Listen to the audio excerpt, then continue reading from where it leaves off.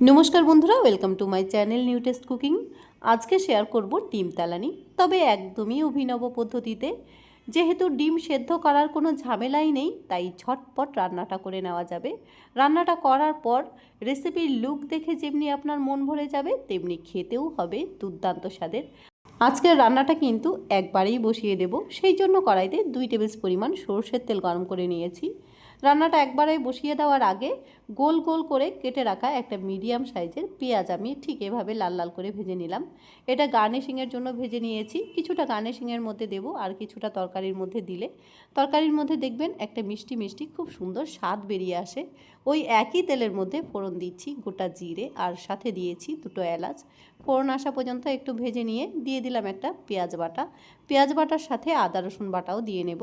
সব কিছুর কাঁচা ভাবটা যাওয়া পর্যন্ত একটু ভেজে নিতে হবে। ভেজে নেওয়ার পর ঝালের জন্য এখানে আমি কাঁচা লঙ্কা কুচি দিয়ে দিচ্ছি। তবে কাঁচা লঙ্কা কুচিটা আপনারা চাইলে ফোড়নের মধ্যেও দিতে পারবেন। স্বাদ মতো লবণ দিয়ে নিতে হবে। আর সাথে দিয়ে দিচ্ছি জিরে গুঁড়ো 1/2 টিস্পুন পরিমাণ, ধনে গুঁড়ো 1/2 টিস্পুন পরিমাণ দিয়েছি।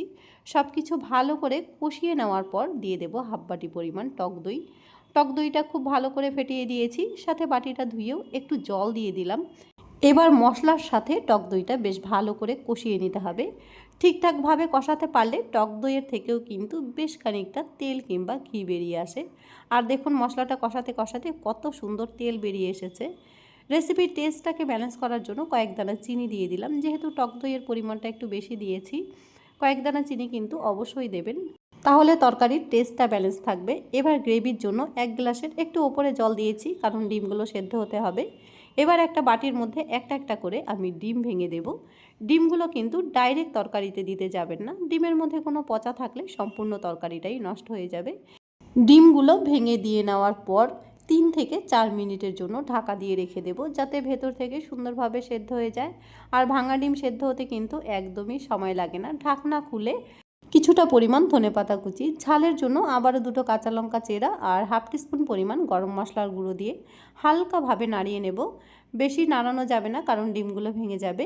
এবার বেশ মজিয়ে তরকারিটা রান্না করে নামিয়ে নিলেই ডিম তেলানির একদম নতুন একটা রেসিপি আমাদের পরিবেশন করার জন্য একদম রেডি।